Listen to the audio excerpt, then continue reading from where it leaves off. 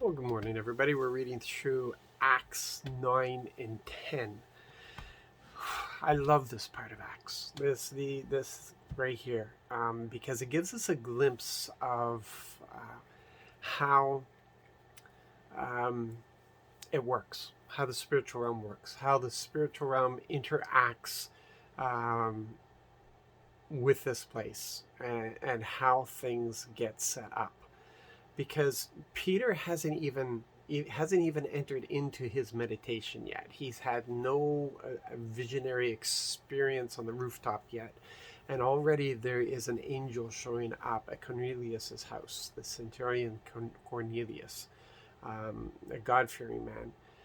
And and this messenger shows up and tells Cornelius that he needs to send for a man. That he will find at such and such a place a man known as Peter, and that he is to invite Peter to his house to speak to them. And this is like, no, Cornelius is a Gentile. Jews do not enter into the homes of Gentiles, and that's just how it is. And Peter has not had a vision yet, so these messengers, these servants are sent off to get Peter, and Peter is not aware of it at all. So now that is happening. Now the Lord turns around and gives Peter the vision, and we have the sheet being lowered, and how dare you call dirty what I have declared to be holy and clean. And this is what Peter receives. And he's scratching his head trying to figure this out. And even as he's trying to figure this out, there's a knock at the door. And the Spirit is telling him.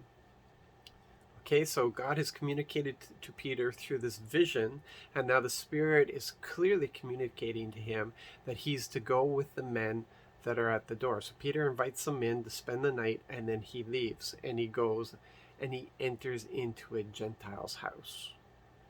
Why? Because the Spirit told him to.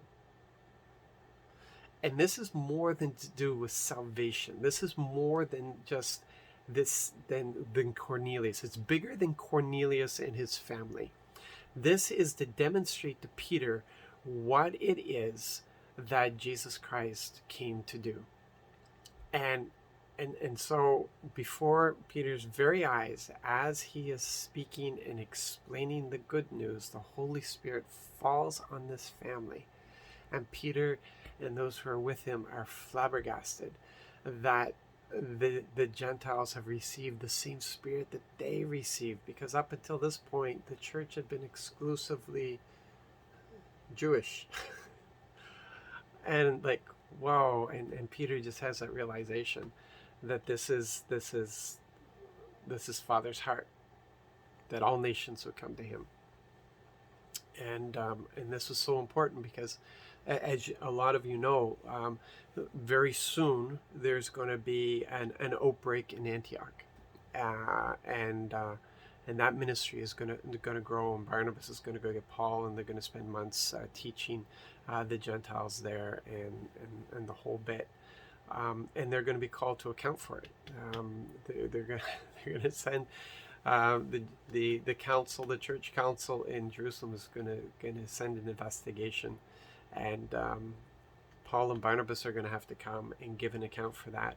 And Peter is going to remind them of his experience, because what's going to happen, what we're going to read in the scriptures tomorrow, is that Peter is called out on the fact that he entered into this Gentile's home.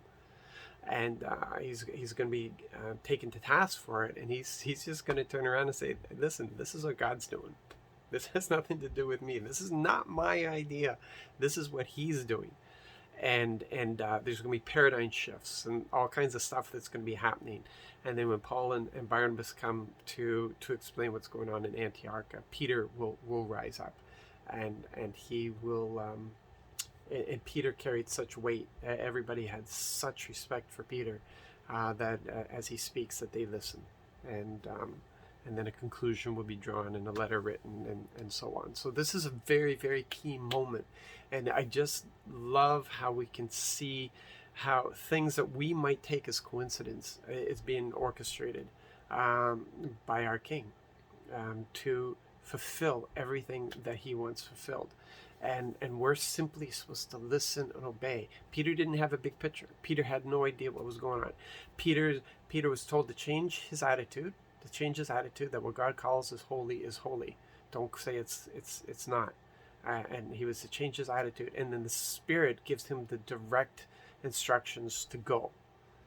And Peter has no idea what's going on, and yet God has arranged it all with this family Cornelius, just to be the backup, just to be the authority to allow the ministry in Antioch, because it's out of Antioch that we know that Paul will minister. Paul and Barnabas in the first journey, and then, as you know, Paul and Silas after that, and on further journeys. But Paul always comes back to give his report to Antioch.